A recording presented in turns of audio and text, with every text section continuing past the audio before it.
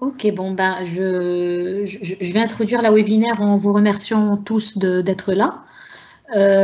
Donc, c'est une webinaire organisée par COFAS en partenariat avec la BICEC et Michelin Cameroun. La thématique porte sur les bonnes pratiques pour optimiser sa trésorerie. On va voir ensemble l'agenda. Fabienne, qui est responsable commercial de la région WECA chez COFAS, va commencer par nous présenter donc les risques du crédit interentreprise. Quels sont les risques du crédit interentreprise? Ensuite, on aura un point de vue entreprise, Michelin, donc pour voir ensemble les obstacles rencontrés par les entreprises en général et les leviers pour pouvoir y faire face. Donc, on aura le point de vue de notre partenaire Michelin.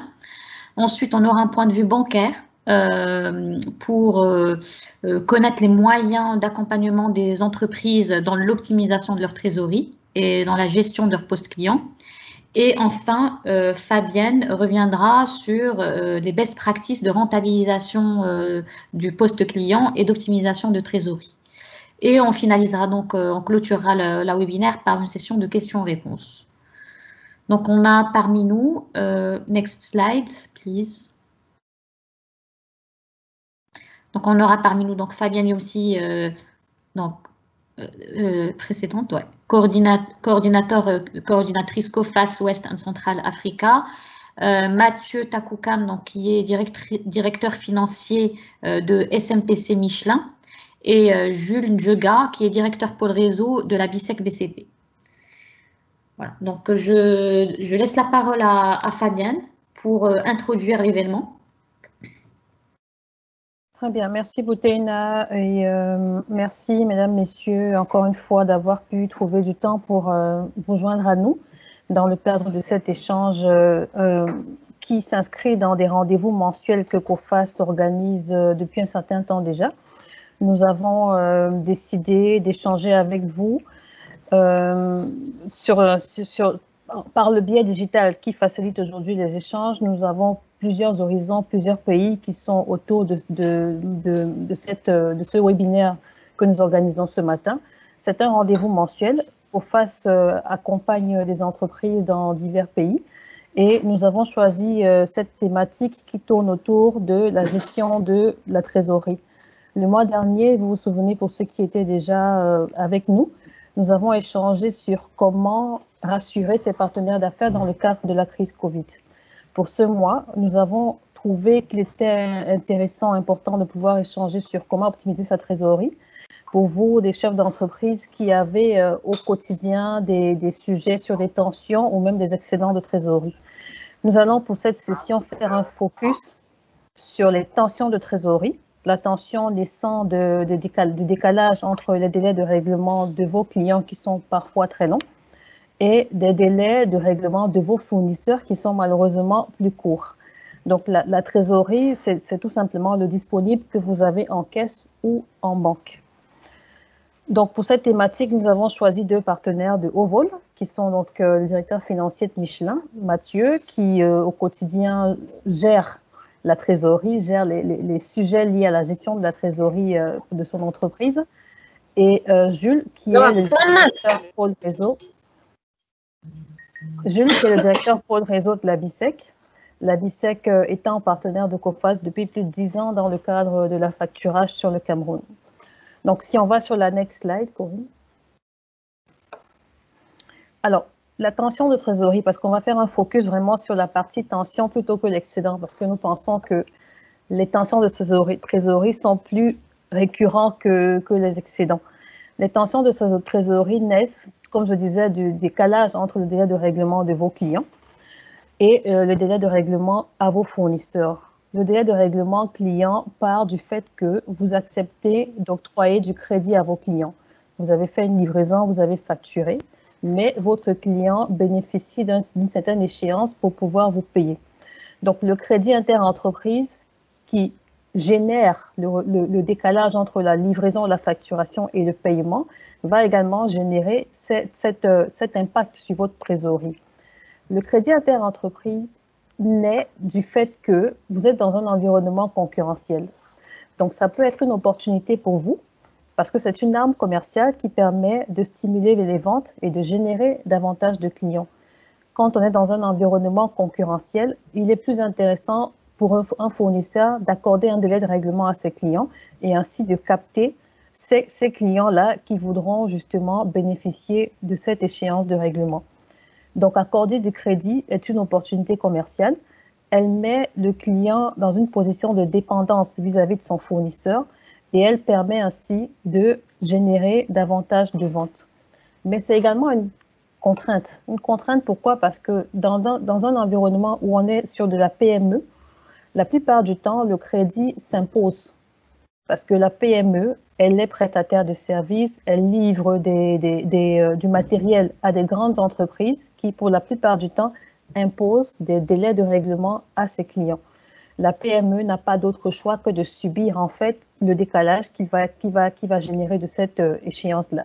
Vous aurez beau écrire sur votre facture, je veux être réglé 30 jours ou date de facturation. Votre fournisseur, si c'est une grande entreprise, si c'est une grosse structure qui a pignon sur rue, va vous dire, moi, je règle tous mes fournisseurs à 90 jours, voire 120 jours. Donc, le crédit finit par s'imposer. Et le délai de règlement est généralement défini par votre client.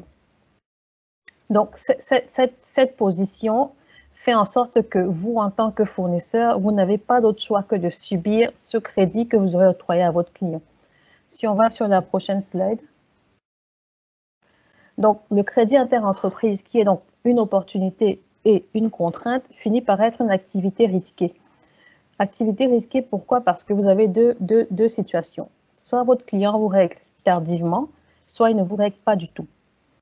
Et on s'est arrêté et on a fait un petit exercice, nous, COFAS, pour voir quel est l'impact d'un impayé ou d'un retard de paiement dans la trésorerie d'une entreprise.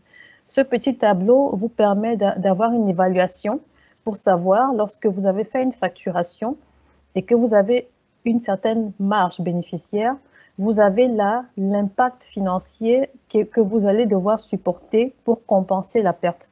Si on prend un exemple, vous avez fait une facture de 10 000 francs, on part sur des valeurs moindres, 10 000 francs, et vous avez une marge bénéficiaire de 2%. Vous avez tendance à penser que la perte que vous subissez du fait du retard de paiement ou du non-paiement de votre client est de 10 000 francs parce que c'est la valeur de la facture.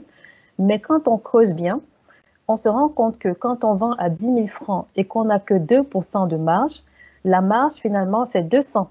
C'est-à-dire que quand on vend à 10 000, notre bénéfice c'est 200. Mais on ne perd pas seulement 10 000, on va devoir fournir un effort commercial supplémentaire pour rembourser les 10 000 qu'on aura perdus. Et ces 10 000 qu'on aura perdus seront remboursés par les marges que nous réaliserons sur les prochaines ventes.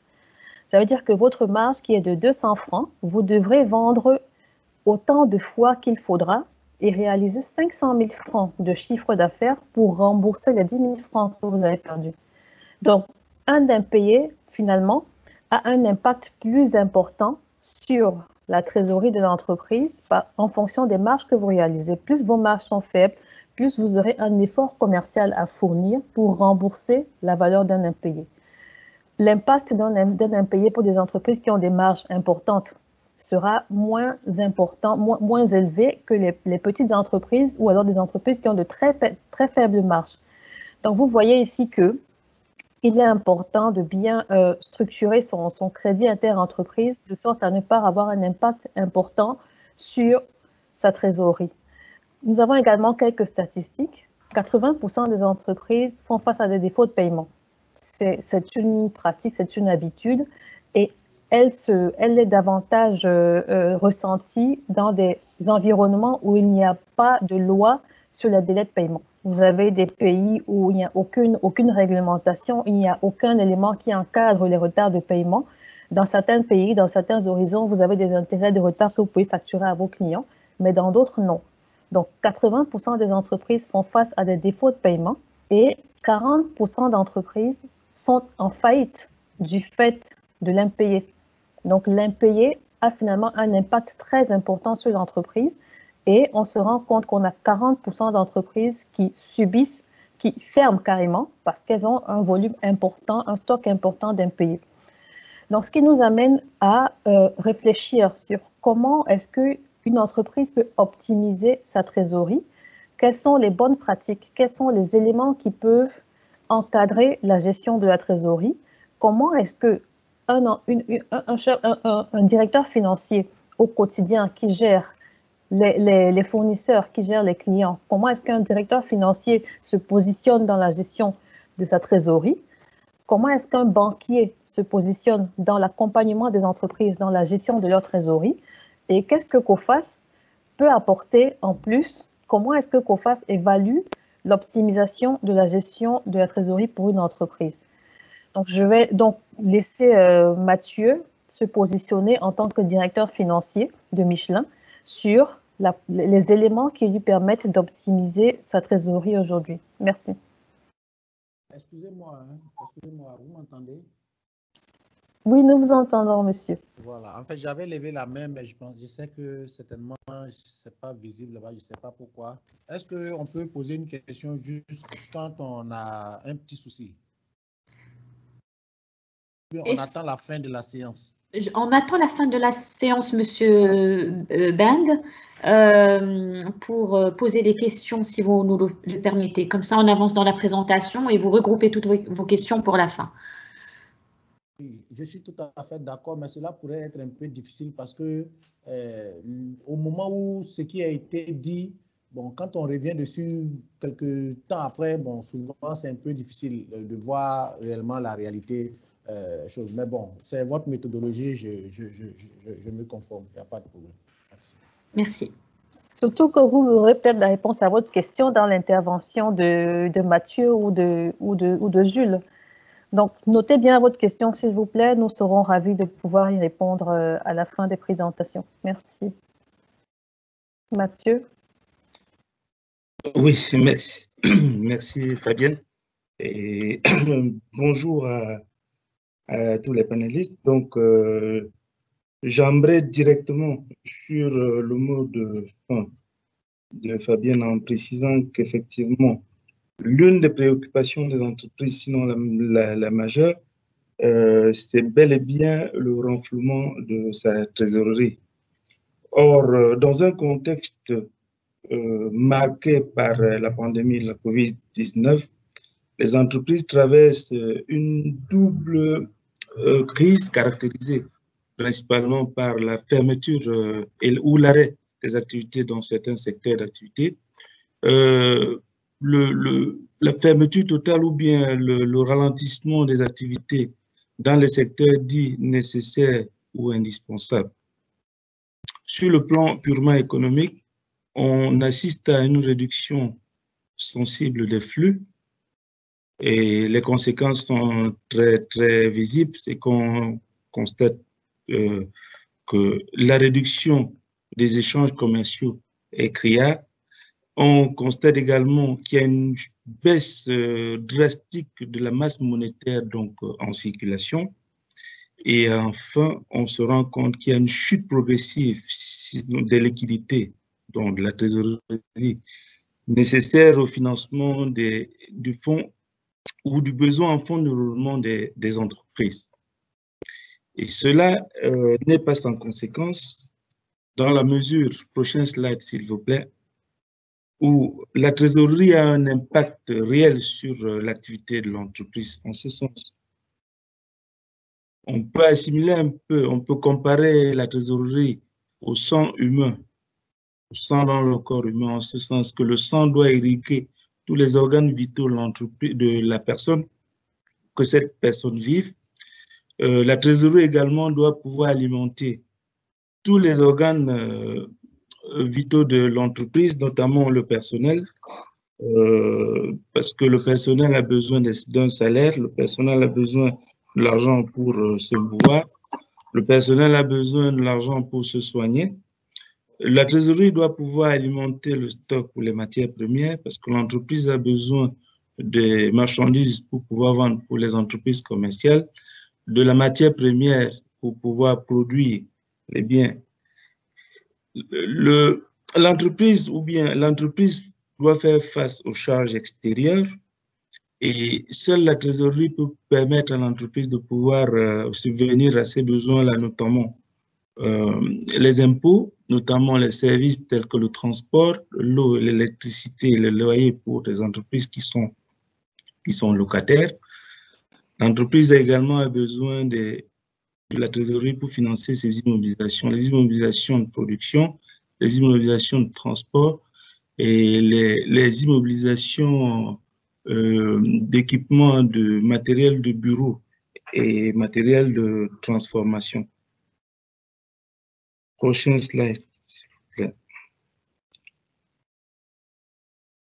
Donc, pour assurer donc ce renflouement de la trésorerie, cette disponibilité de la matière pour pouvoir fonctionner, l'entreprise doit travailler sur les 5 principaux leviers que nous avons essayé de relever. Le premier levier, pour rejoindre Fabienne, c'est le recouvrement des créances.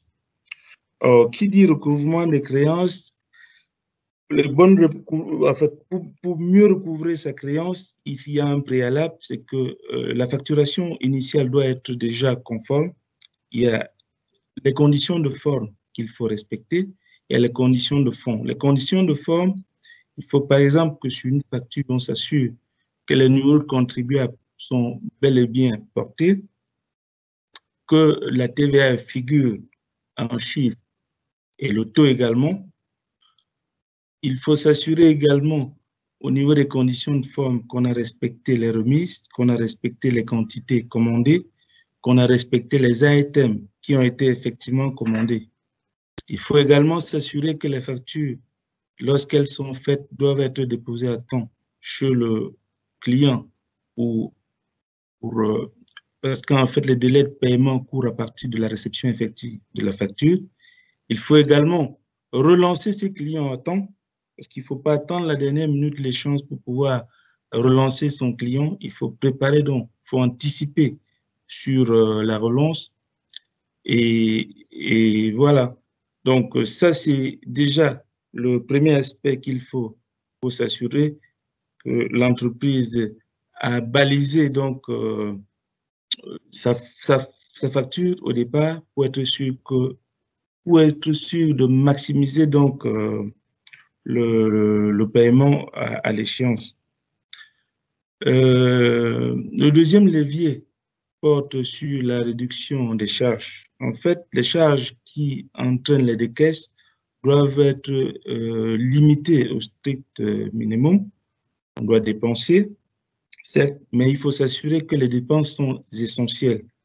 Donc, il faut éviter les dépenses dans le sens sanctuaire ou bien les dépenses qui n'ont vraiment pas, comment je dirais, qui ne sont pas exigibles, qui ne sont vraiment pas nécessaires pour le bon fonctionnement de l'entreprise au moment où on les engage. Donc, le troisième levier porte sur la modification de la structure de financement des investissements, parce qu'aujourd'hui, on oppose le financement direct donc, par les fonds propres, on oppose les financements alternatifs donc, tels que le leasing ou la location longue durée qui est une nouveauté dans le marché. En fait, on évite tout simplement à l'entreprise de débourser une somme importante au moment où on acquiert l'investissement. On essaie de l'étaler au maximum sur la durée de l'utilisation du bien. Ça permet un peu de conserver de la trésorerie dans l'entreprise pour financer d'autres besoins. Il y a l'éternel problème, c'est-à-dire que la renégociation des conditions de paiement, en fait, des fournisseurs, tout simplement parce qu'il faut s'assurer que les délais de paiement de fournisseurs sont largement supérieurs aux délais de paiement client, dans ce sens qu'on se garantit qu'on a le temps de recouvrer l'argent du client pour pouvoir payer son fournisseur. Et l'écart doit être important, tout simplement parce qu'on peut maîtriser son délai de paiement ou le délai de paiement de ses fournisseurs, puisque l'initiative revient à l'entreprise, mais on ne peut pas garantir le délai de paiement du client parce que celui-ci a toujours tendance à pouvoir tirer sur ces délais. Donc, il faut un minimum. Il faut comme je dirais, il faut un écart assez substantiel pour garantir donc les retards et s'assurer qu'on a le temps de recouvrer avant de payer le fournisseur. Et dans un contexte purement camerounais, c'est qu'il y a un effet pervers aujourd'hui de la TVA qui, en fait, la doctrine octroie à certaines entreprises la possibilité de retenir cette TVA à la source. Donc, pour les entreprises qui ont le malheur donc de travailler avec les grosses entreprises collectrices, ces entreprises doivent se battre pour figurer dans cette liste-là parce que entre elles, les entreprises collectrices ne se retiennent pas la TVA. Mais si vous travaillez avec des entreprises collectrices, alors que vous n'êtes pas collecteur aussi, ça suppose que vous devez renoncer à 21,45% de votre trésorerie lors du paiement de votre facture. Et si vous n'y prenez garde, vous risquerez de rentrer dans un cycle infernal de crédit structurel de TVA qui viendra aggraver votre situation de trésorerie.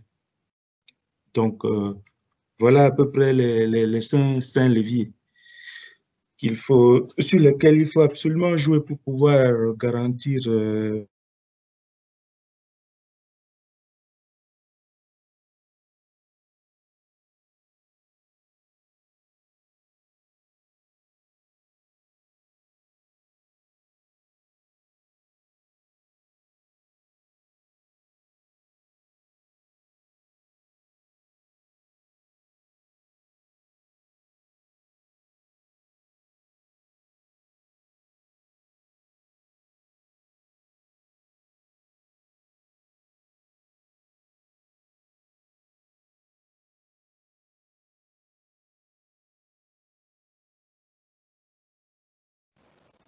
Allô, Mathieu?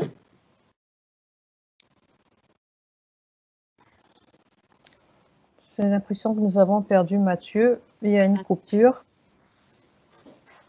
Je ne sais pas s'il apparaît en ligne ou hors ligne. Je regarde. Oui, il apparaît en ligne. On va le rappeler, souci technique du direct. Tout à fait.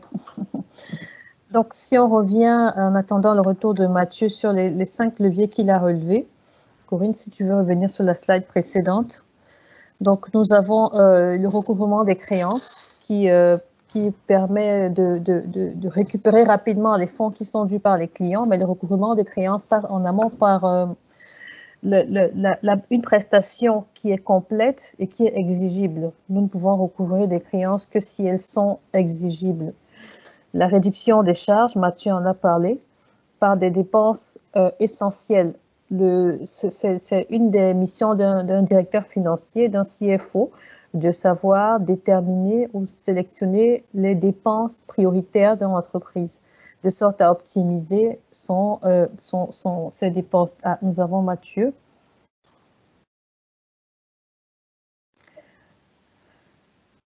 Mathieu, tu nous entends?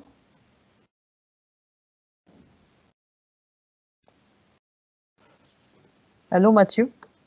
Oui. Désolé, nous avons été déconnectés. Je ne sais pas ce qui s'est passé. Je ne sais pas si c'est à mon niveau ou si c'est à votre niveau. Donc, je pense que j'étais au niveau du dernier slide en disant que dans une situation de crise, nous avons des partenaires sur lesquels nous pouvons compter, principalement la COFAS ou les banques. Donc, la COFAS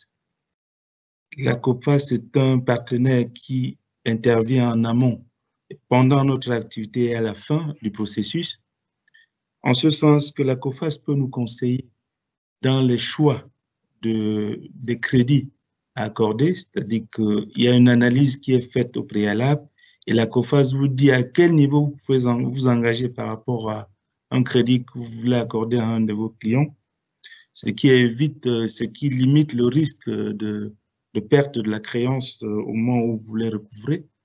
La COFACE également peut nous assister en garantissant donc la couverture donc, de ces créances-là. Ça veut dire qu'en cas de sinistre, vous avez la possibilité de récupérer au moins les 90% de votre créance.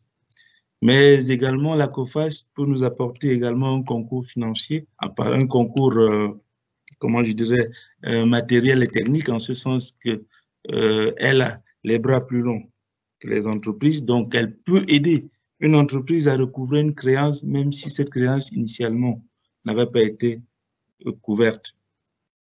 Donc ça, c'est l'apport que nous attendons et que nous avons bénéficié en ce qui nous concerne de notre partenaire COFACE Cameroun.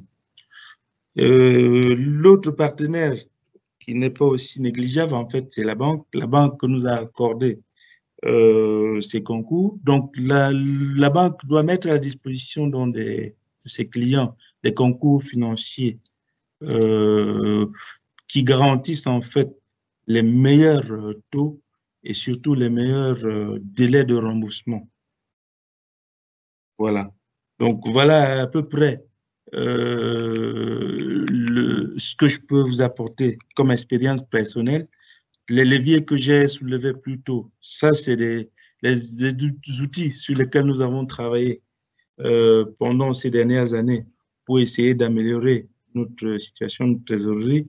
Le dernier levier, notamment, nous figurons aujourd'hui sur la liste des entreprises collectrices après pratiquement une quinzaine d'années. Donc, il faut insister, il faut batailler pour pouvoir entrer dans cette liste. Et le fait d'être dans cette liste, nous voyons effectivement les fruits qui tombent déjà. Voilà ce que je pourrais apporter comme contribution donc, dans notre échange de ce matin. Merci pour votre attention.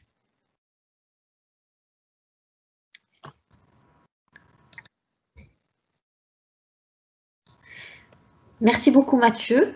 Donc on va passer à notre partenaire banque, BISEC BCP, avec donc l'intervention de Jules Njega, directeur pôle réseau, pour nous révéler donc les solutions bancaires pour accompagner les entreprises dans l'optimisation de leur trésorerie. On vous laisse la parole, Monsieur Njega.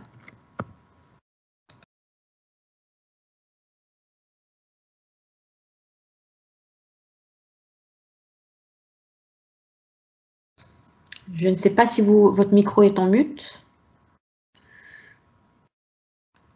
Bonjour à tous. Bonjour à tous et merci de m'avoir permis de participer à ce débat. À la suite de mes prédécesseurs et précisément de Mathieu qui a intervenu en dernier, en fait qui m'a précédé, et je dirais d'abord d'entrée de jeu que la banque est un partenaire incontournable de l'entreprise.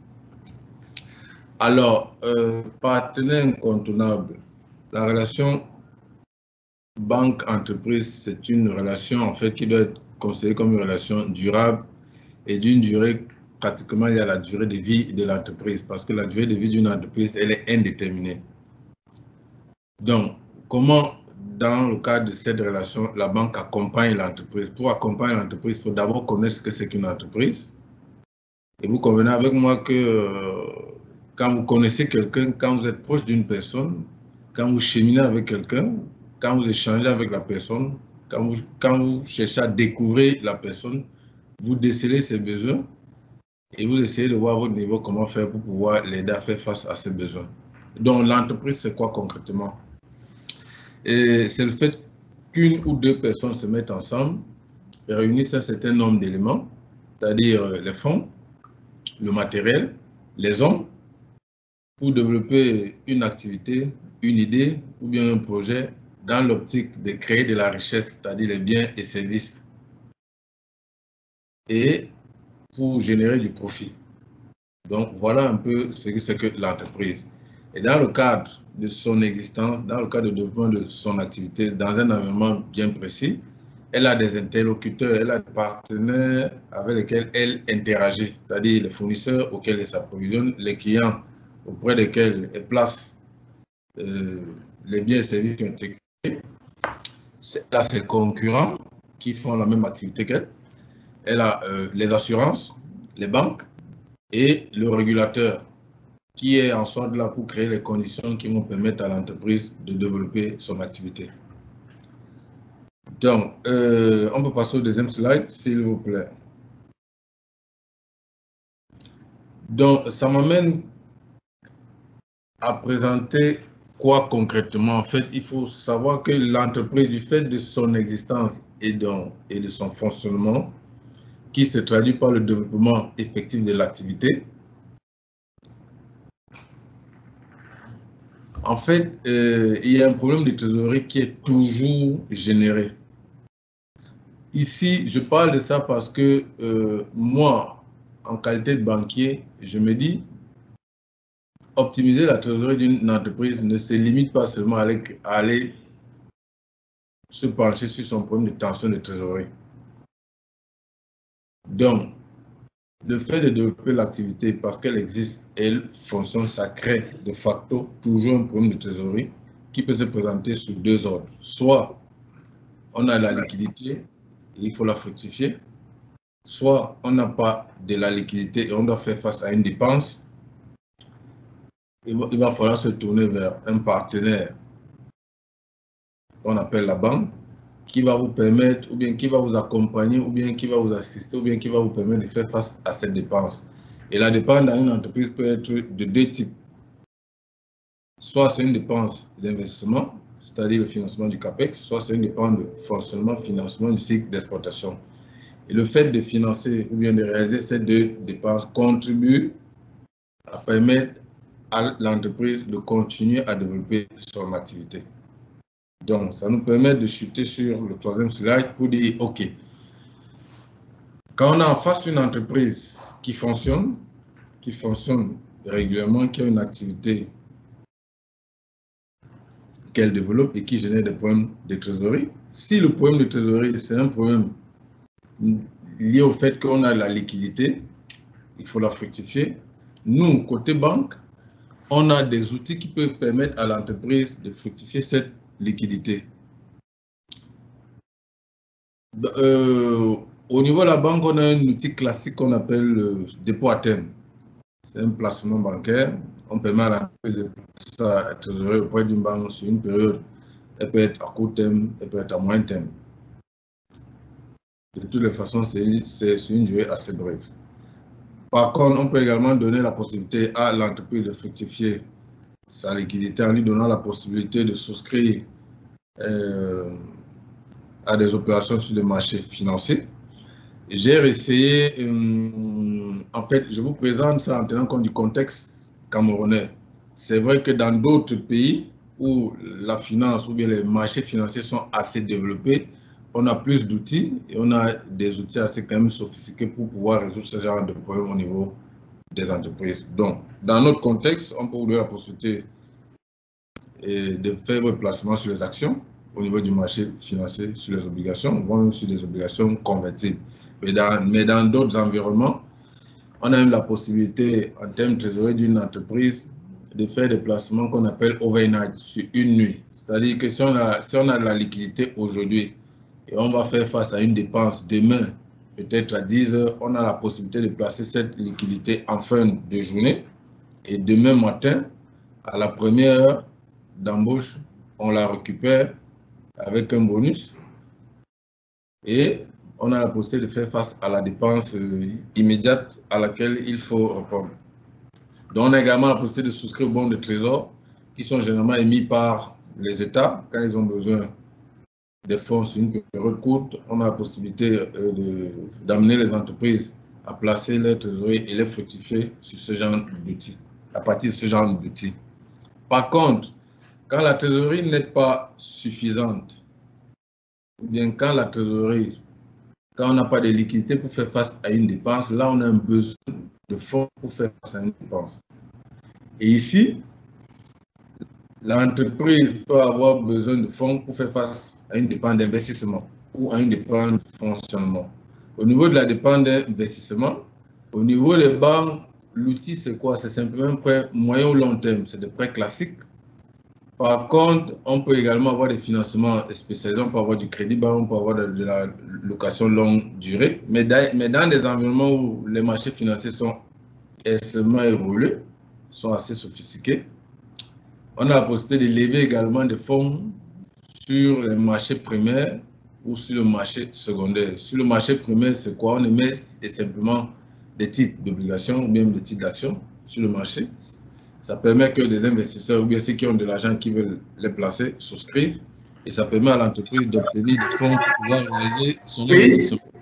Par contre, sur le marché secondaire, si l'entreprise détient des titres d'obligation qui font suite à un placement qu'elle a effectué bien avant, elle peut céder ces titres pour pouvoir lever des fonds et réaliser son investissement.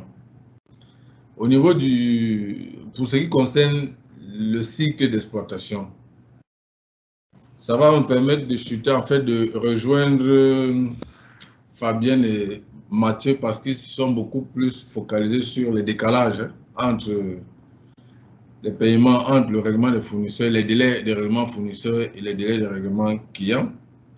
Ici également, on a un panel d'outils qui peuvent nous permettre d'accompagner l'entreprise dans la réaction de cette dépense.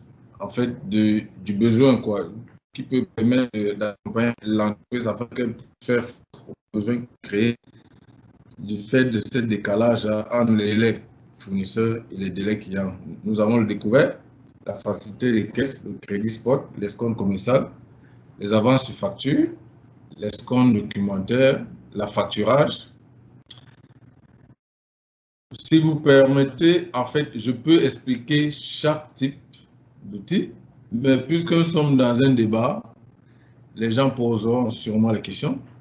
J'aurai l'occasion, en fait, d'expliquer si il y a un intervenant, s'il y a un participant qui veut savoir ce que c'est qu'un découvert et dans quel cas on peut avoir recours à un découvert. Je vais expliquer quels sont les documents qu'il faut, par exemple, fournir pour pouvoir bénéficier d'un découvert, d'une facilité de caisse ou d'un crédit spot, escompte commercial, avance sur facture, escompte documentaire et même la facturage. Je rappelle que chez nous, au Cameroun, la facturage, c'est un produit que nous avons mis sur le marché en partenariat avec la COFAS. Et ça marche bien.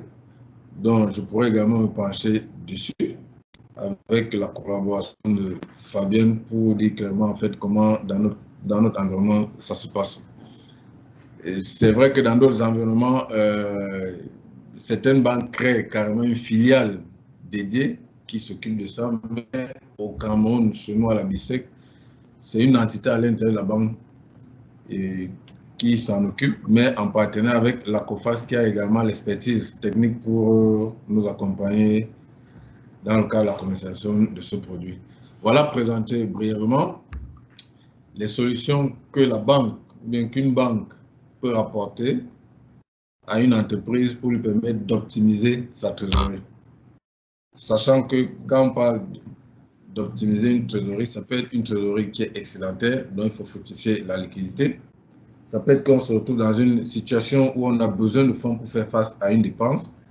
Donc, je vous ai présenté de façon assez synthétique le panel d'outils dont nous disposons pour pouvoir accompagner l'entreprise dans la réalisation de ces dépenses, que ce soit une dépense d'investissement, là on parle du CAPEX, ou une dépense de fonctionnement par du cycle d'exploitation. Merci pour votre attention. Merci Jules. Je vais embrayer justement sur le dernier point, qui est la position de COFAS sur la prévention du risque d'impayé. Parce que nous avons, comme tu l'as dit, et avec Mathieu, nous avons mis un accent sur la tension de trésorerie, parce que l'excédent de trésorerie, effectivement, peut se présenter, mais nous avons constaté que dans la plupart des cas, nous sommes dans une position de tension de trésorerie qui naît généralement des retards de paiement de nos clients. Côté COFAS, nous avons identifié des pistes qui permettent aux entreprises d'optimiser la gestion de leur poste client. La gestion du poste client partant de la connaissance de ses clients. Connaître ses clients signifie savoir avec qui nous contractons. se rassurer de la qualité du client, de son niveau de solvabilité. La qualité du client part de l'information que le chef d'entreprise possède ou détient sur ses clients-là. L'information financière, l'information sur l'historique, sur la qualité de paiement de l'entreprise, sur son poste client, sur ses fournisseurs. Et une entreprise qui connaît son client a la capacité de définir ou de mesurer le niveau de crédit qu'elle peut accorder à ce client-là. La décision de crédit qui est encadrée par une gestion de credit management. Vous avez des entreprises structurées qui ont tout un département dédié à la gestion du crédit et d'autres dans lesquelles la gestion du crédit est faite soit par le directeur commercial ou par le directeur financier. Donc, il est important de savoir mesurer le niveau de crédit qu'on va octroyer à son client en fonction de sa capacité d'endettement. La capacité d'endettement, c'est la valeur que l'entreprise est capable de rembourser en tenant compte de son chiffre d'affaires, de la rotation de ses stocks. Donc, l'entreprise doit être capable de mesurer la capacité d'endettement de son client et ainsi de définir le niveau de crédit qu'elle va lui octroyer. Un des leviers également qui permet de s'assurer de ce que son poste client ne va pas impacter sa trésorerie, c'est de s'assurer que si son client à échéance ne paye pas, ne règle pas sa facture, un tiers pourra rembourser la créance qui est donc impayée. Ça passe par une police d'assurance crédit, ça passe par le contrat d'affacturage qui peut être mis en place par le biais d'un tiers, donc d'une banque ou d'un factor, qui va acheter la créance et rembourser le fournisseur avant la date d'échéance de la facture. C'est-à-dire qu'on aura ici une solution qui permet d'éviter le décalage entre la facturation et le règlement.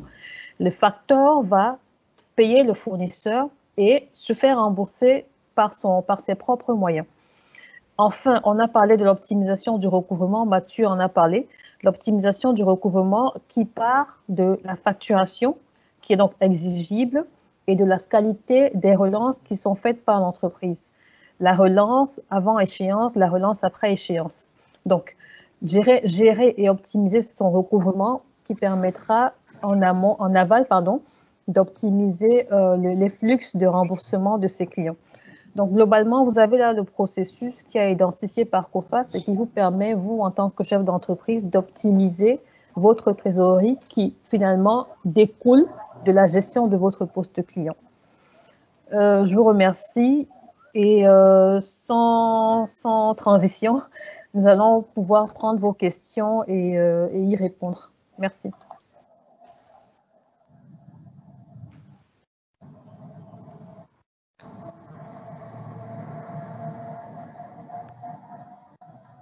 Monsieur Pascal Binde, vous aviez une question tout à l'heure. Est-ce que vous pouvez la poser? Oui. Merci pour la présentation. Je remercie les participants et puis les présentateurs. Je suis Pascal Binde, effectivement, je suis en Côte d'Ivoire, à Brickbank, Côte d'Ivoire. En fait, j'ai peut-être 2 ou 3 questions, mais je ne vais pas monopoliser. La première question, c'était juste de savoir les chiffres de défaillance que vous avez présentés en début de présentation. Ces chiffres-là sont de quelle zone économique? Est-ce que c'est de l'Afrique de l'Ouest, de l'Afrique centrale, c'est mondialement? Je voudrais savoir l'espace dans lequel ces sources-là sont issues. Ça, c'était la première préoccupation. La deuxième préoccupation, c'était sur la question même de la trésorerie, parce que dans ce qu'on vient de dire, je me rends compte qu'il faut s'appuyer sur la capacité d'endettement, il faut s'appuyer sur peut-être le besoin en fonds de roulement, puisqu'il y a une question de délai fournisseur, délai client. Ce que je voudrais savoir, c'est que les informations factuelles qui nous permettent d'apprécier ces indicateurs-là proviennent des états financiers. Nous savons tous que dans l'espace, les données financières sont beaucoup manipulées. Donc, est-ce qu'il y a un mécanisme que la COFAS, ou bien je ne sais pas si c'est le COFAS, qui propose pour une correction ou bien pour une approximation assez juste de ces indicateurs clés-là, qui sont les besoins en fonds de roulement et puis la capacité d'endettement, peut-être même la liquidité immédiate. Ça, c'était la deuxième préoccupation. La troisième préoccupation, c'était que Aujourd'hui, est-ce qu'il n'est pas nécessaire d'intégrer des mécanismes de gestion de trésorerie du point de vue réglementaire? Parce que les mécanismes de recouvrement sont aujourd'hui problématiques. Vous avez un client qui doit vous régler une facture, il ne vous règle pas de la facture, vous rentrez en contentieux avec lui et le contentieux va avec des coûts, donc ils viennent encore réduire vos marges et donc mettre en tension votre trésorerie. Vous allez acheter le client en justice et cela va traîner. Le client va continuer à vivre, lui, parce que ses clients à lui vont lui faire ses règlements, mais vous allez rester dans les tracasseries judiciaires et à la fin, vous faites faillite. Et par conséquent, ça impacte tous ceux en amont qui vous ont fait du financement, tel que les banques, par exemple. Est-ce qu'aujourd'hui, il n'y a pas possibilité d'intégrer ces mécanismes réglementaires ou bien juridiques là, de recouvrement, de sorte qu'on puisse alléger ou bien faciliter les paiements, les créances clients? Voilà, c'était mes 3 préoccupations. Très bien, merci Monsieur Ben. Je vais commencer par la première question qui relevait de savoir quelle était la base des statistiques qui ont été indiquées, notamment 80% d'entreprises qui font face à des défauts de paiement de factures et 40% d'entreprises qui sont en faillite du fait de factures non payées. Ces statistiques découlent de l'analyse qui est faite par COFAS, parce que COFAS aujourd'hui est un expert de la gestion du poste client. C'est-à-dire que nous avons aujourd'hui une base de données de près de 5 millions d'entreprises que nous traitons, 5 millions d'entreprises à l'échelle mondiale. Et les statistiques que nous relevons découlent du traitement de notre base de données.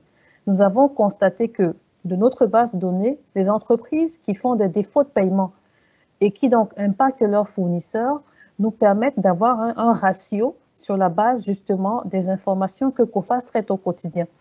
De même que les défauts de paiement qui génèrent des faillites d'entreprises, ces statistiques sont obtenues sur la base des données que nous traitons.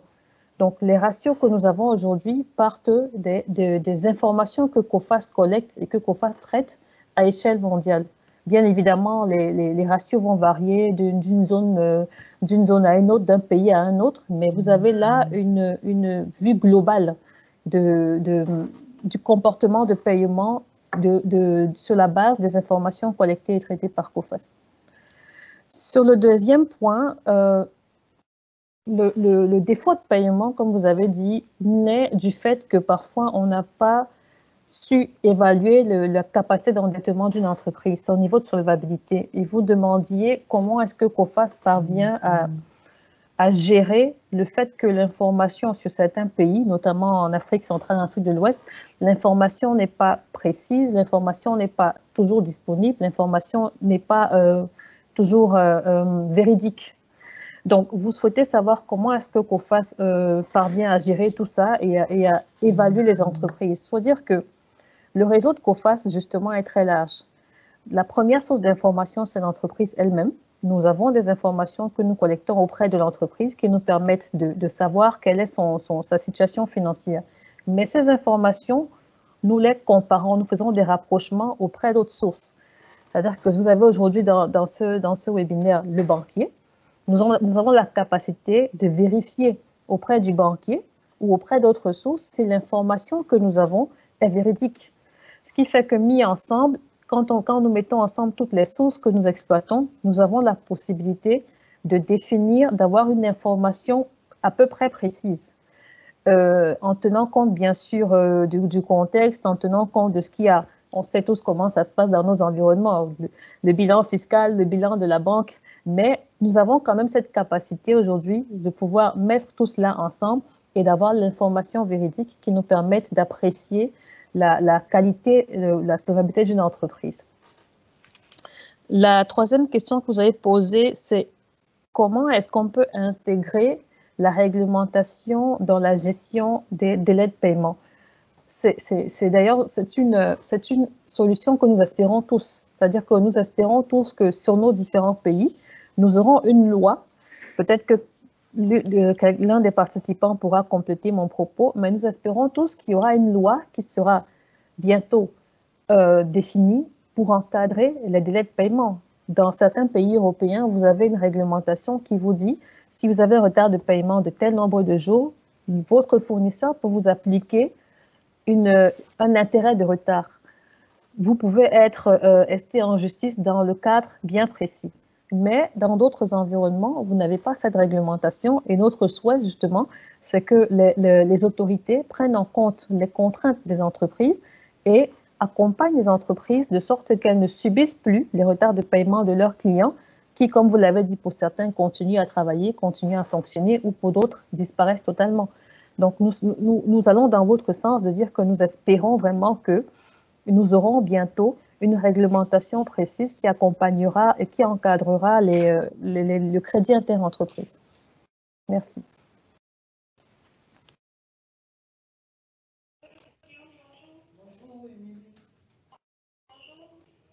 Bonjour. Je ne sais pas si notre intervenant est satisfait, sinon que je voulais juste apporter un complément de réponse. Allô? Oui, c'est sur le premier point. Les deux points m'ont satisfait dans la réponse. Sur le premier point, j'aurais voulu que les statistiques soient représentatives de certaines zones assez homogènes, de sorte que quand nous utilisons l'information, nous soyons proches de la réalité, parce qu'aujourd'hui, le recouvrement dans l'espace en Occident, aux États-Unis, en Asie, en Afrique, la disparité est tellement énorme que prendre un indicateur global, moi qui suis en Côte d'Ivoire où vraiment les informations sont ne sont même pas disponibles, elle venait de le dire, me poseront problème. Donc, si on a la possibilité d'avoir une segmentation où l'homogénéité est beaucoup plus renforcée, nous serons beaucoup plus à l'aise avec les données du COFAS, dans une zone où les bases de données ne sont pas fiables et n'existent même pas. Merci. Je peux intervenir, excusez-moi, je peux vite intervenir vite fait, je pense que je fais un petit résumé. Fabienne, tu me connais très bien, puisque nous sommes courtiers spécialisés en assurance crédit et nous accompagnons donc les sociétés et en difficulté et en développement sur le territoire Afrique de l'Ouest et Afrique centrale. Je voudrais juste vous répondre à quelque chose. Tout ce que vous parlez aujourd'hui des préoccupations, c'est la raison pour laquelle l'assurance crédit existe. Et aujourd'hui, en Afrique, on va dire, c'est maintenant qu'on prend conscience que l'assurance crédit est importante pour la vie d'une société. Alors, autant pour la société, pour une survie, pour continuer, pour se développer, et pour les banques, ça les rassure aussi. Alors, on peut parler de quelque chose, et après, je laisserai le soin, évidemment, à Fabienne, peut-être qu'on fera un autre webinaire là-dessus. Il y a ce qu'on appelle les délégations d'assurance crédit pour les banques. Donc, de facto, ça répond à la question du recouvrement et des procédures judiciaires qui se mettent en place. C'est justement pour éviter ces délais très longs de procédures, puisque nous le traitons aussi sur certains clients, que l'assurance crédit intervient. Voilà, je te laisse, Fabienne, excuse-moi d'avoir intervenu.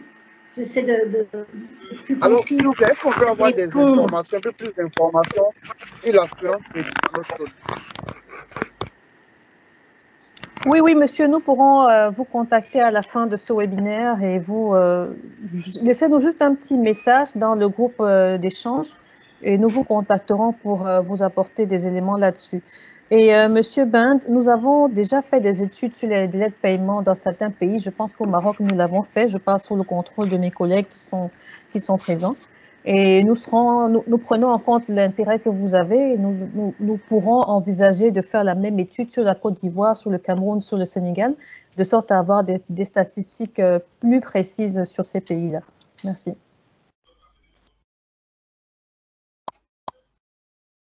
Je vous remercie.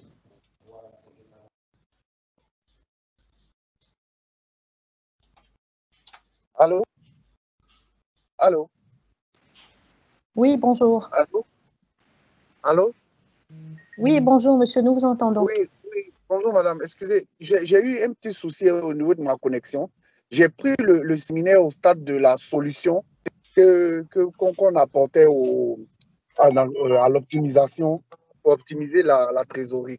Je suppose qu'avant, vous avez présenté en fait les causes je veux dire, des problèmes de trésorerie, en tout cas des entreprises de nos différentes zones, et puis que vous avez présenté en fait le moyen de détecter en fait ces problèmes de trésorerie-là pour ensuite présenter les solutions en face. Si c'était possible de faire en quelques mots un petit résumé sur les causes et puis les méthodes de détection. Alors, nous avons identifié deux points sur la gestion de la trésorerie. Premièrement, c'est l'excédent. Les entreprises peuvent être dans une position d'excédent de trésorerie. Ça veut dire qu'elles ont du disponible qu'elles souhaitent optimiser et gérer. Et dans ce cadre, M. Djega a proposé des solutions de placement, des dépôts à terme, des achats d'actions, d'obligations. Et nous avons également relevé la situation de tension de trésorerie. La tension de trésorerie naissant justement du décalage entre le délai de règlement de vos clients et les délais que vous imposent vos fournisseurs. Ou alors le fait que vous avez une dépense à exécuter, mais vous n'avez pas suffisamment de disponible au moment d'exécuter la dépense. Si vous regardez la slide qui est ouverte actuellement, vous avez là les raisons qui génèrent parfois des tensions de trésorerie. Merci.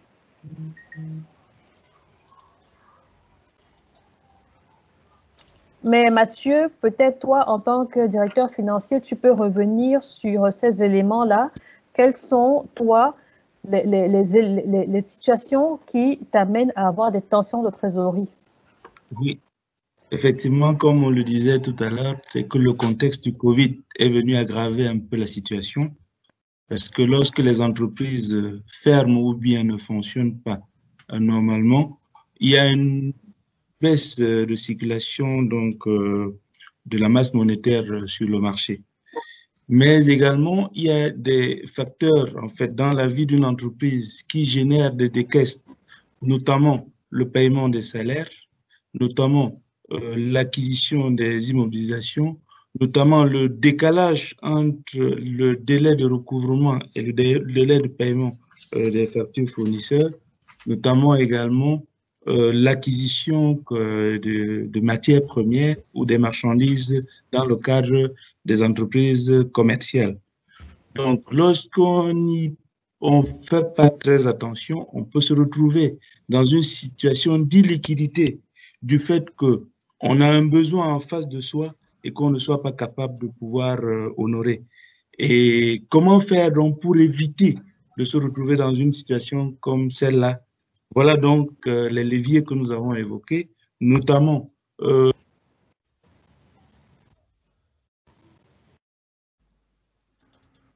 On ne vous entend plus, Mathieu. Votre micro est en mute. D'accord. Donc, je ne sais pas, vous m'entendiez depuis le début? On vous a coupé il y a 2 secondes. Ah, d'accord. Donc, je disais donc, lorsqu'on génère une facture, on doit s'assurer que cette facture à date sera payée. Et pour le faire, il y a un travail préalable qu'il faut assurer avant, c'est-à-dire que respecter les conditions.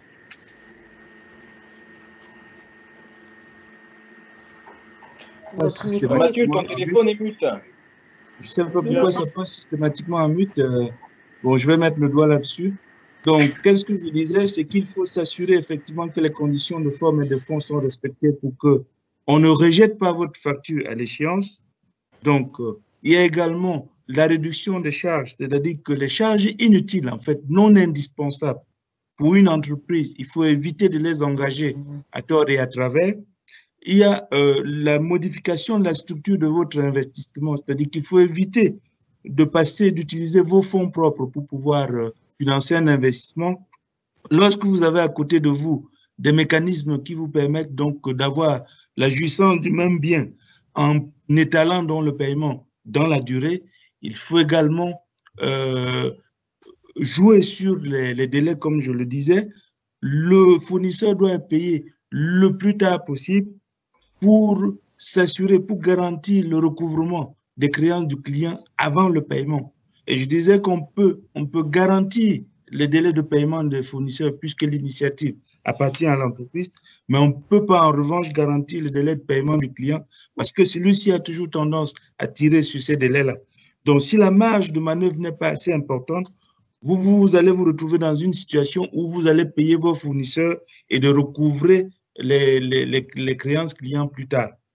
Et je disais en dernier, bon, ça c'est un levier qui est purement camerounais parce que le mécanisme de TVA au Cameroun ne fonctionne certainement pas comme dans d'autres pays. C'est que dans notre pays, dans notre contexte, nous avons une fameuse liste des entreprises habilitées à retenir la TVA à la source. Lorsque vous ne figurez pas sur cette fameuse liste, vous êtes garanti de perdre 21,45% de votre trésorerie lors du paiement de la facture si vous avez affaire à une entreprise qui figure sur la liste. Donc, si vous êtes dans une situation comme celle-là, vous devez vous battre pour figurer sur la liste et éviter donc qu'on vous retienne de la trésorerie au moment où on paye vos factures. Donc, voilà à peu près les mécanismes que nous avons relevés pour éviter que l'entreprise se retrouve dans une situation. Et à la fin, donc, on a embrayé en disant que dans tout état de cause, si on se retrouve, malgré tout ce qu'on a fait comme effort, dans une situation d'illiquidité, nous avons quand même des partenaires à côté de nous qui peuvent nous accompagner temporairement ou sur une durée plus ou moins longue à faire face donc à ces difficultés, notamment à la COFAS, puisque la COFAS peut nous aider à mieux filtrer nos clients, à mieux filtrer le volume de crédit que nous pouvons accorder. La COFAS également peut nous garantir donc le paiement, le remboursement en cas de sinistre, c'est-à-dire que si malgré tout on engage l'opération et qu'on perd le client, la COFAS peut nous garantir au moins le paiement, la récupération de 90% dans des sommes engagées, mais également la COFAS avec des bras longs peut également nous accompagner dans la récupération des créances, même si celle-ci n'avait pas fait l'objet donc de garantie au préalable. Et on s'est retourné également du côté de la banque en disant bon, ben, que la banque mette à notre disposition tous les mécanismes pour fructifier l'excédent de trésorerie, c'est-à-dire la trésorerie oisive, ou tout au moins pour nous accompagner, soit à moyen terme ou à court terme ou à long terme, selon nos besoins, à faire face à notre nécessité en fait en termes de besoin de financement. Donc voilà, ramasser dans tout ce que nous avons vu sur ces aspects-là. Merci, Monsieur Takokam, pour cet apport d'information. Si je peux me permettre de donner la parole à Monsieur Edmond, il a une question, il avait une question depuis tout à l'heure.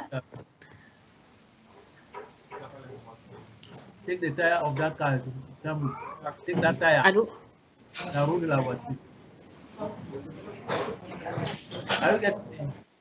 Monsieur Kédi Richemont. Ah, ok, d'accord. Merci, cher.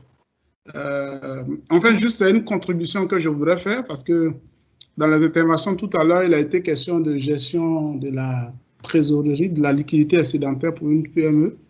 Et dans l'exemple cité tout à l'heure par l'un des présentateurs, il y avait la possibilité de faire des placements dans des titres publics, des titres de mobilisation d'épargne que lancent les entités publiques. Effectivement, je voulais renforcer là-dessus parce que le recours à la banque pour mobiliser la trésorerie offre beaucoup d'opportunités avec la nouvelle réglementation baloise qui a été transcrite dans la zone UEMOA, offre beaucoup d'opportunités aux PME de pouvoir faire des crédits moins chers. Qu'est-ce que je veux dire par là? Alors, au niveau de la réglementation, comme vous le savez, quand une banque fait un crédit à un tiers, il y a des contraintes réglementaires, parmi lesquelles il y a ce qu'on appelle la consommation de fonds propres, l'exigence en fonds propres. Et donc, il y a des pondérations qui sont liées au risque qu'on prend selon la contrepartie ou selon la nature du crédit.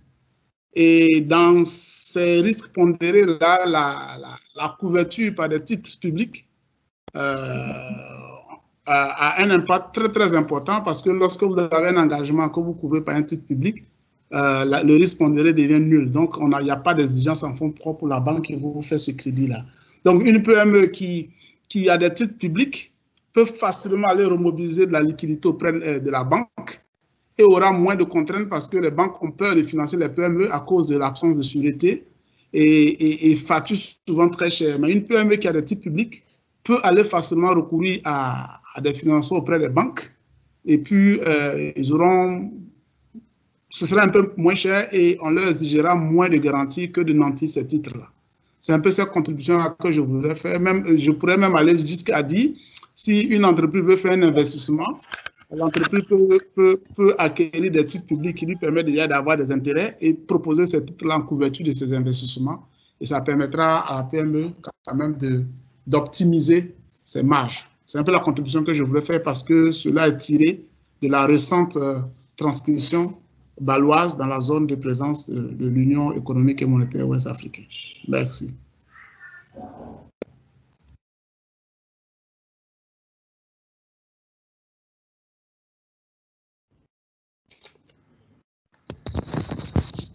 Je ne sais pas si vous m'avez compris.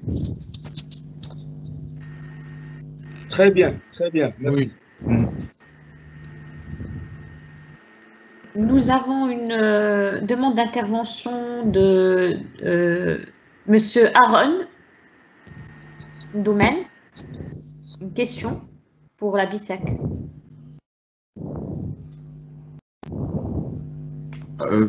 Bonjour à tous. Tout d'abord, je dis merci à Fabienne, Mathieu et Jules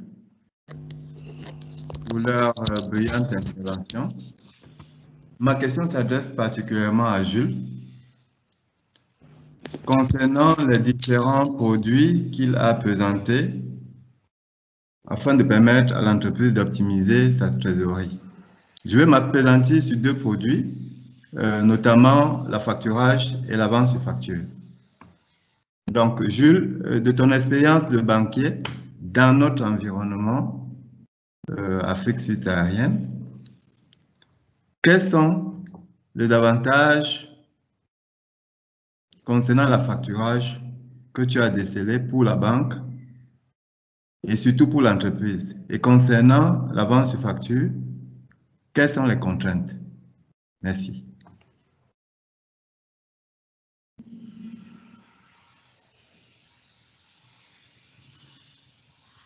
Allô? Ok, en fait, allô? Est-ce que vous m'entendez? On vous entend très bien.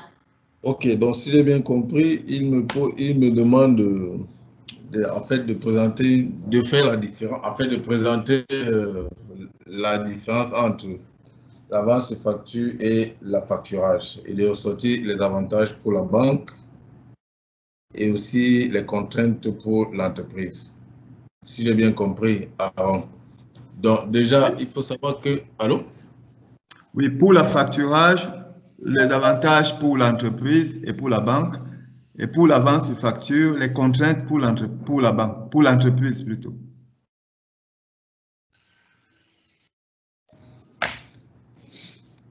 Ok. En ce qui concerne la facturage, il faut savoir que la facturage, on peut avoir la facturage avec recours et la facturage sans recours. Et dans la facturage, nous avons la banque, son client et l'acheteur du client. Donc, il y a trois intervenants. Donc, le client de la banque, quand il effectue la transaction ou bien la prestation commerciale, il n'est pas payé à l'immédiat. Son acheteur ou bien son client, non, je suis occupé. Son client reconnaît l'existence de la dette commerciale, accepte la facture et accepte que la banque se substitue à son fournisseur qui est le client de la banque dans le cadre de la créance commerciale. Donc, une fois que la facture est cédée auprès de la banque et la banque avance les fonds à son client, ici, la COFAS joue un rôle, c'est-à-dire que la COFAS s'assure que la facture est bonne, il n'y a pas de cavalerie, c'est-à-dire il y a eu effectivement une prestation commerciale et la facture elle est bonne. L'acheteur ou bien le client du client de la banque, c'est quelqu'un qui est solvable parce qu'en fait, il y a aussi ça que la COFAS joue comme rôle, c'est-à-dire que dans l'opération d'affacturage que nous faisons, les factures sont achetées sur des clients qui sont agréés COFAS, parce que dans le fonctionnement à la COFAS, ils ont ce qu'on appelle une filiale qui fait dans la notation un peu, en fait, je vais dire un peu comme la Standard & Poor's, comme Fitch. Donc, elle nous garantit que l'acheteur, il est solvable, il est solide et il honore ses engagements. Donc, quand la banque rachète la facture, la COFAS intervient pour faire un premier boulot, c'est-à-dire s'assurer que la facture fait suite à une opération commerciale, une prestation commerciale qui a été effectivement exécutée et réceptionnée sans contestation. Maintenant, la COFAS intervient également à un autre niveau. C'est une fois que nous récupérons la facture, on avance les fonds à notre client. La COFAS va maintenant intervenir pour pouvoir mener les actions de recouvrement. C'est pour dire quoi? La COFAS nous garantit le bon dénouement de l'opération. C'est-à-dire qu'au terme, à l'échange de la facture, la banque a de fortes chances de recouvrer l'argent qui était envoyé à son client entreprise.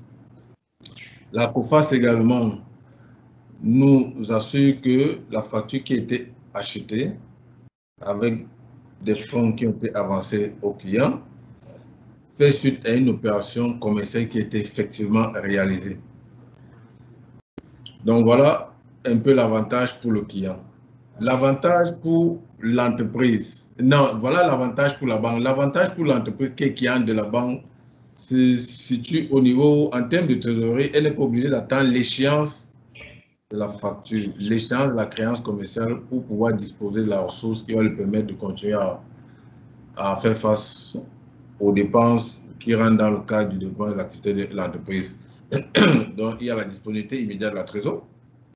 Deuxième chose, c'est l'action de recouvrement qui incombe à l'entreprise et qui lui coûte de l'argent, de l'énergie et même du temps. Elle est transférée à la COFAS. Donc, c'est la COFAS qui s'en occupe. Donc, du côté entreprise, client de la banque, moi, je dispose immédiatement de fonds. Donc, je n'ai pas de problème de... En fait, ça a raison pour une tension de liquidité. Deuxième chose, je me dépossède de l'activité de recouvrement, qui est quand même une activité extrêmement difficile, qui est un métier très compliqué dans l'entreprise et qui fait dépenser même de l'argent pour pouvoir récupérer son dû à la prestation commerciale qui a été réalisée, qui nous permet d'éviter les tracasseries, les appels téléphoniques, les relances.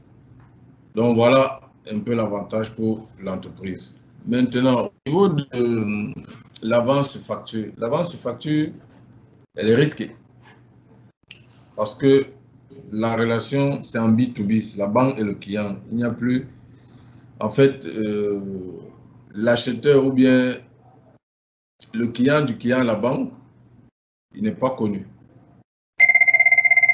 Donc, notre client à la banque, il a sa facture, il vient voir son banquier, il dit voilà, j'attends de l'argent de telle entreprise ou bien de X. J'ai besoin d'une avance de fonds dessus.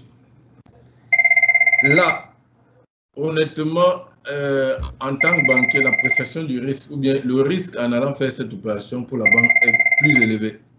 Parce que quand j'avance des fonds, je n'ai pas suffisamment de moyens pour être sûr que cette facture fait suite à une prestation commerciale qui a été effectivement exécutée, surtout dans notre environnement où je pense que nous sommes pas, je peux affirmer avec certitude que nous sommes assez moins outillés en termes d'outils qui peuvent nous permettre de lever des informations sur les entreprises, étant donné que l'information c'est aussi la matière première de l'industrie banque.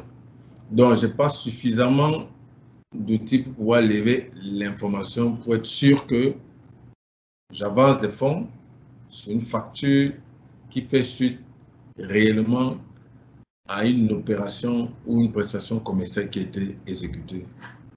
Ça, c'est la première chose. La deuxième chose, c'est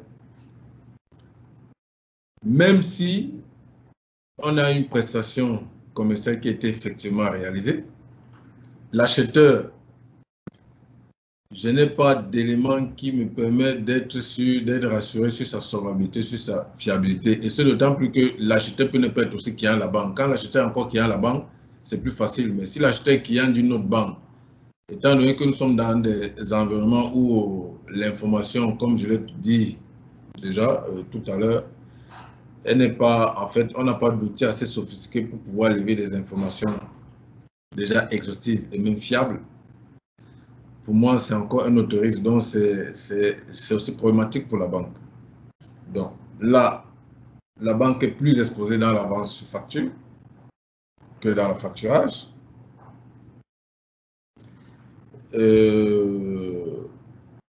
Autre chose, c'est dans l'avance sur facture, on est obligé de faire recours à des moyens de couverture. Et c'est pénalisant quand même pour la PME qui se développe, qui fonctionne bien, qui vient nous céder une facture et qui n'a pas les moyens de nous donner une garantie pour nous permettre de sécuriser cette exposition qu'on va prendre sur elle.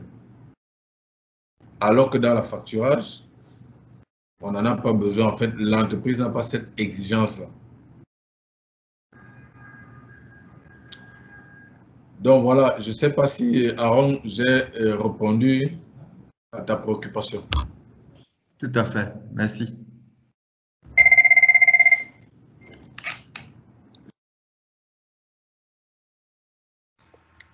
Merci. Nous avions aussi une autre demande d'intervention. Alors, une question de Monsieur Eddy Michel Signe. Est-ce que vous pouvez poser votre question, s'il vous plaît?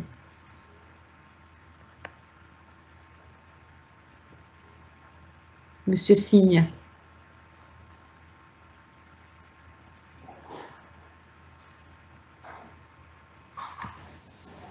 Oui, allô?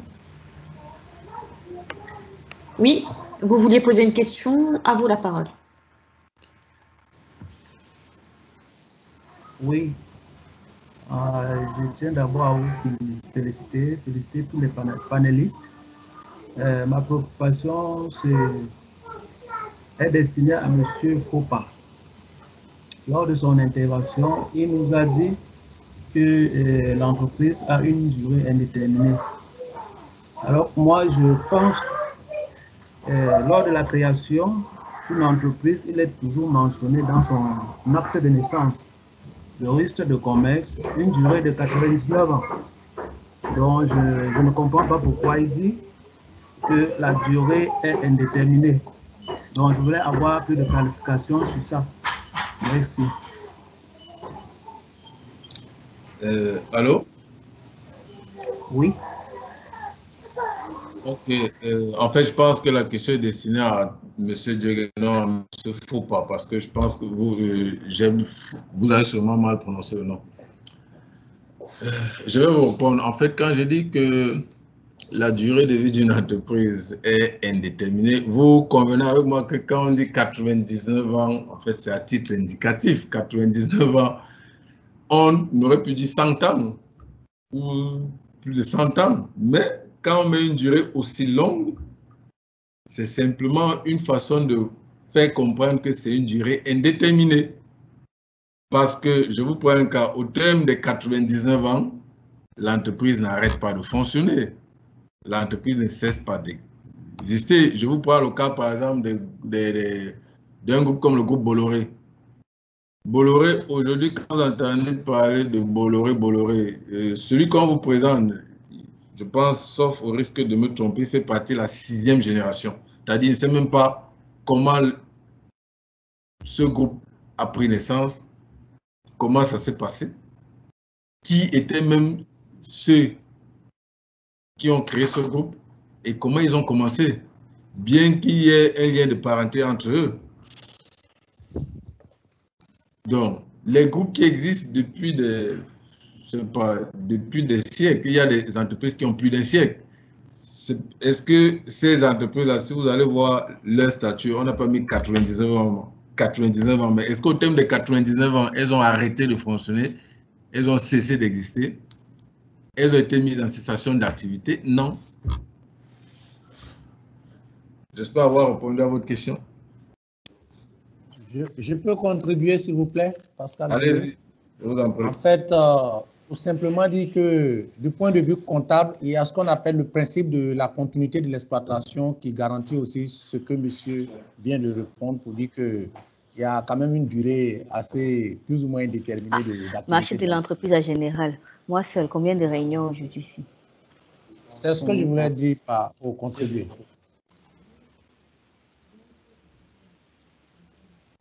Vous m'avez entendu, s'il vous plaît? Très bien, monsieur. Ah, ok. Merci. Très bien, très bien, très bien.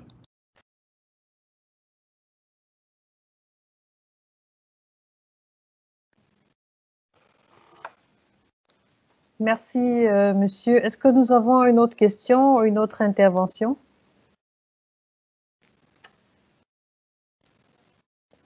Nous approchons du terme de notre webinaire. Nous terminons dans 3 minutes exactement. Nous avons encore la possibilité de prendre une ou deux dernières questions.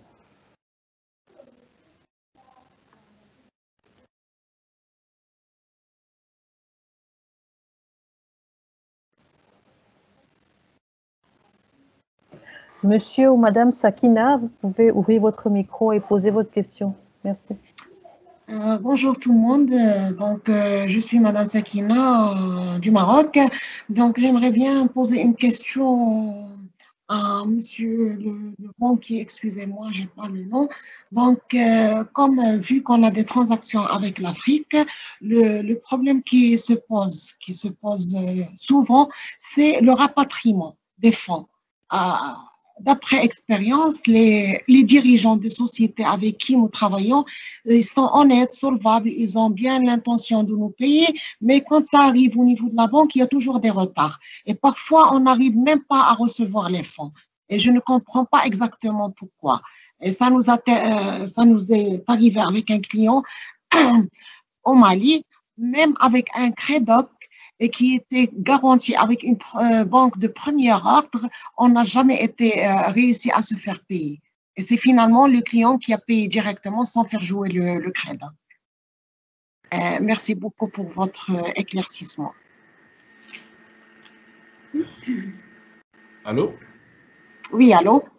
Oui, ok, je vais essayer d'apporter un élément de réponse. En fait, déjà, il faut savoir que dans une opération de rapatriement, il y a plusieurs intervenants bancaires.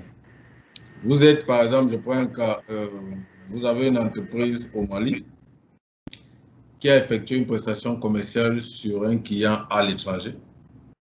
Et à la suite de cette prestation, ou bien de cette opération commerciale, elle doit recevoir son paiement. Et la réception de ce paiement, c'est ça qui est appelé techniquement le rapatriement, c'est-à-dire que l'argent quitte de l'extérieur pour rentrer au Mali. Donc, quand je dis il y a plusieurs intervenants, il y aura la banque du client étranger, il y a la banque de l'entreprise au Mali qui va réceptionner les fonds pour le compte de cette entreprise qui est au Mali. Et il peut même avoir plus de 2 banques qui interviennent dans l'opération. Parce que si la banque du client à l'étranger n'est pas en contact direct avec la banque de l'entreprise qui est installée au Mali, elle va passer par un correspondant qui est en relation avec cette banque. Donc, très souvent, la transaction peut être longue parce qu'il y a plusieurs intervenants. Maintenant, elle peut aussi être longue parce que vous savez qu'en fait, dans toute entreprise, il y a des ressources humaines. Et pour ceux qui ont eu pour ceux qui font partie, en fait, qui participent au débat et qui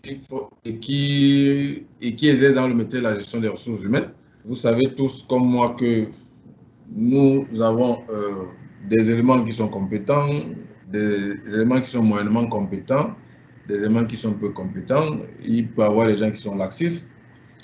Donc, il peut y avoir plusieurs causes. Ça peut aussi être peut-être des soucis techniques de IT. Donc, honnêtement, je suis mal placé pour vous dire si tout est fait dans les règles de l'art, si le rapatriement est fait par SWIFT, je pense qu'en 4 jours, vous avez la disponibilité des fonds. Donc, ce que je peux vous dire, c'est qu'il peut y avoir plusieurs raisons pour lesquelles l'argent n'est pas arrivé. C'est pas seulement que la banque, hein, le problème, c'est peut-être la... Allô? Au niveau du Mali et dans la zone africaine, si la société qui envoie l'argent n'est pas à jour au niveau des taxes, parce que quand vous faites un virement, vous devez justifier.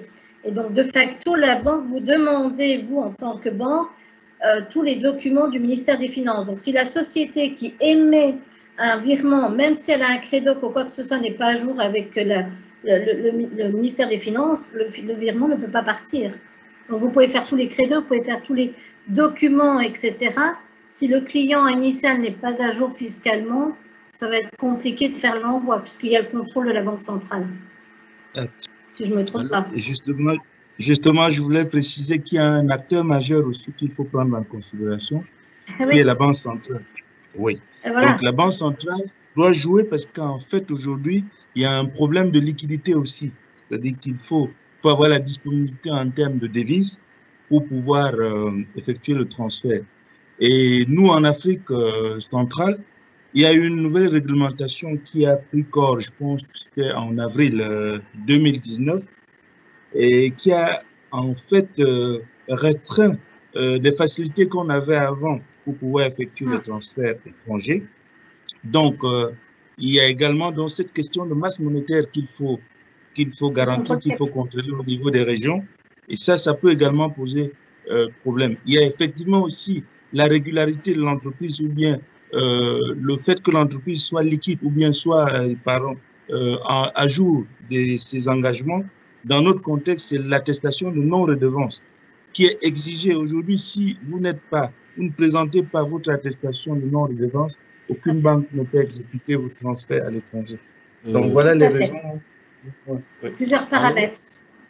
Mathieu, en fait, là, elle parle de rapatriement. Peut-être l'argent vient de l'Europe. En fait, moi, c'était pour... Elle a dit du Mali. Excusez-moi, oui. Elle a dit du Mali. Donc, si on rapatrie des fonds, il faut déjà justifier pourquoi on rapatrie des fonds, parce que c'est en hors zone CFA, déjà et d'un. Deuxièmement, quand on rapatrie, il faut le justifier, c'est ce qu'on va appeler le contrôle des capitaux, d'où l'intervention de la Banque centrale, etc. Donc là, je pense qu'on part sur un autre sujet qui effectivement intervient au niveau de l'assurance crédit en cas d'un pays. Ok, Cathy, en fait, Cathy, je partage ton avis, mais je pense qu'elle, quand elle nous posait le problème, elle sous-entendait qu'elle faisait confiance à son client et que son client lui disait la vérité, parce qu'il faut aussi évoquer ce genre de problème, parce qu'il faut savoir si dans la relation... D'où la crédit, hein, elle vérifie si le client est solvable ou pas. Voilà. Ça permet aussi justement, je vais donner un exemple vite fait, vous faites du factoring, etc. Mais l'assurance crédit, elle sert à quoi finalement? De vérifier la solvabilité du client.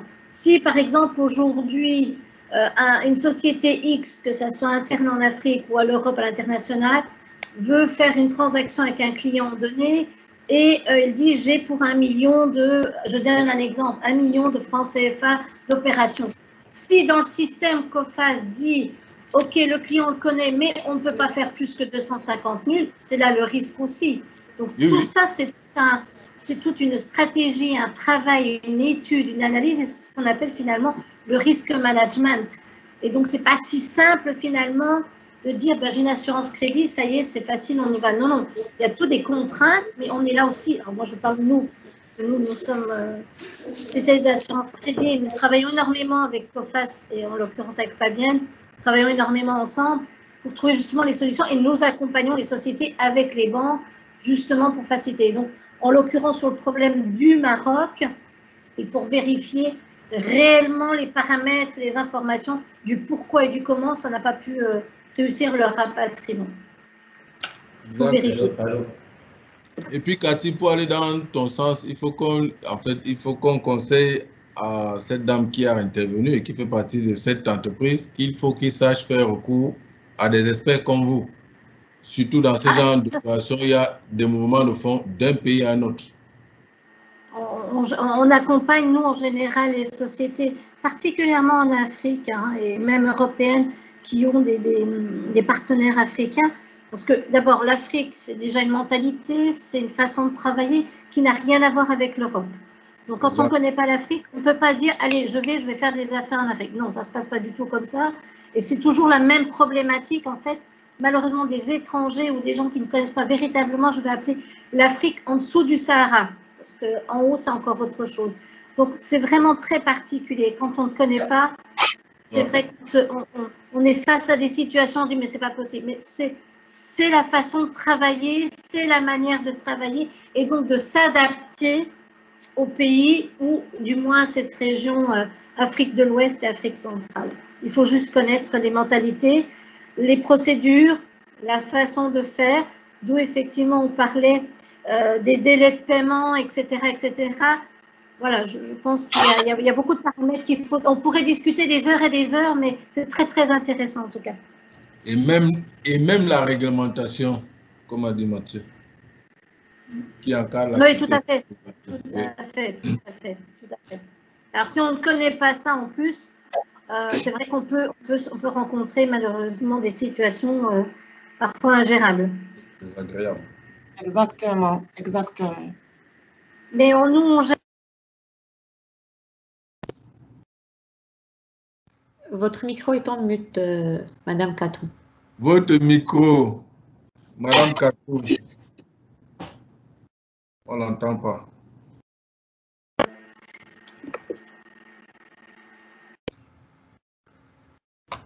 Votre micro est en mute.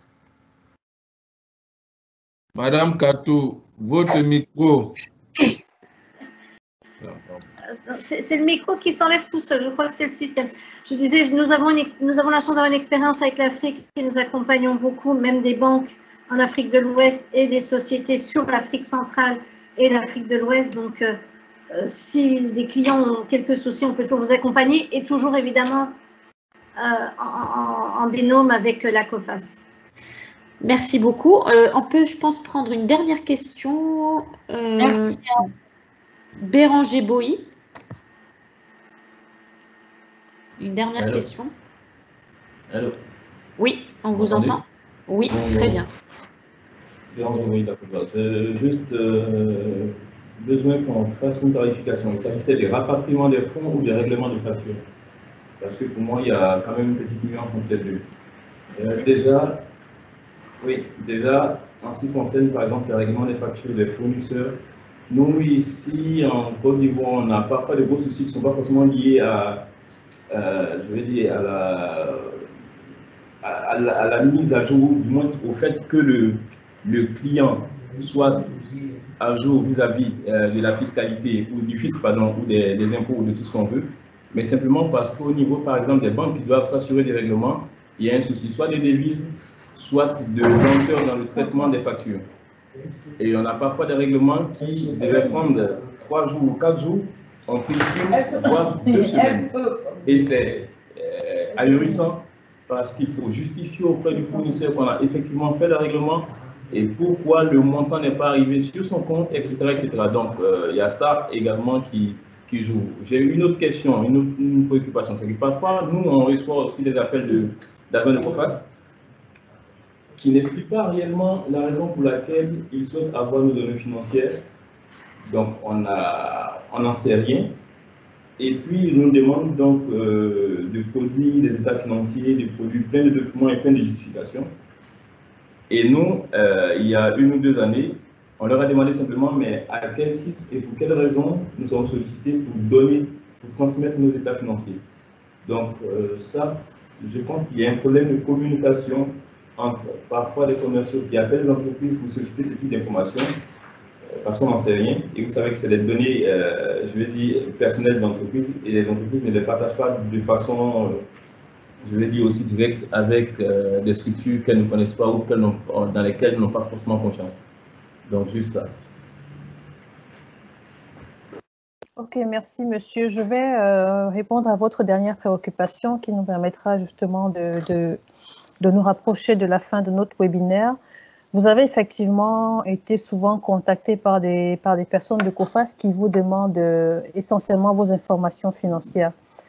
La COFAS est un acteur majeur dans le crédit interentreprise, le crédit B2B, à l'échelle mondiale. Vous avez des entreprises qui importent de la marchandise ou qui achètent localement auprès d'autres entreprises. L'assureur crédit qui est COFAS va apporter des garanties, va apporter des sûretés à vos fournisseurs, de sorte que si vous avez un retard de paiement ou si vous faites un défaut de paiement, nous, COFAS, nous allons rembourser votre fournisseur. Donc, il y a des fournisseurs qui se rapprochent de nous, des fournisseurs étrangers et des fournisseurs locaux, pour avoir cette sûreté. Il y a des banques qui s'approchent de nous pour dire, nous sommes des facteurs, nous faisons de la facturage, mais nous voulons sécuriser nos opérations d'affacturage auprès de la COFAS. Donc, COFAS est mandaté soit par les banques, soit par vos fournisseurs. Sauf que, il y a des cas où ni le fournisseur ni la banque ne veut que vous, le client, soyez au courant que ce fournisseur est derrière. Donc, nous allons faire une opération silencieuse. Nous allons venir vers vous, nous vous demandons des informations, mais nous ne sommes pas autorisés à citer votre fournisseur ou à citer la banque qui demande l'information. Mais vous, en tant que client, vous avez tout intérêt à vous faire référencer COFAS et à ce que vos informations soient à jour dans la base de données COFAS parce qu'elles vous aident à bénéficier de ce crédit fournisseur. Donc, l'intérêt pour vous, c'est vraiment parce qu'aujourd'hui, COFAS sert les banques, sert les fournisseurs, mais sert également d'autres intérêts. Donc, vous avez tout intérêt, tout avantage à communiquer vos données à COFAS qui enrichit sa base de données et autorise vos fournisseurs ou vos banques à vous faire du crédit. Mais dans la plupart des cas, nous ne pouvons pas vous citer le nom du fournisseur qui nous mandate. Donc, n'hésitez pas à chaque fois à mettre à jour vos informations et je peux vous rassurer que les informations sont vraiment à caractère personnel et sont gérées dans le cadre du contrat que vous aurez avec votre fournisseur. Nous ne les diffusons pas. Nous ne diffusons pas vos informations à des tiers qui ne sont pas impliqués dans le lien contractuel que vous avez dans ce cadre-là. Nous allons donc clôturer notre webinaire. Nous vous remercions encore une fois pour votre temps, pour votre disponibilité. Nous vous donnons rendez-vous le mois prochain parce que nous allons continuer ces exercices. Nous avons plusieurs thématiques, plusieurs sujets très intéressants sur lesquels nous pourrons échanger ensemble. Donc, encore une fois, merci. Nous allons partager le replay sur notre lien YouTube. Le lien vous sera envoyé plus tard. Le groupe d'échange reste ouvert, donc vous pourrez continuer à envoyer vos questions via ce biais-là et nous pourrons vous répondre au fur et à mesure. Encore une fois, merci à nos intervenants, merci Mathieu, merci Jules, merci à chacun de vous et nous vous souhaitons une très bonne journée et bon courage dans vos entreprises. Merci. Merci Fabien.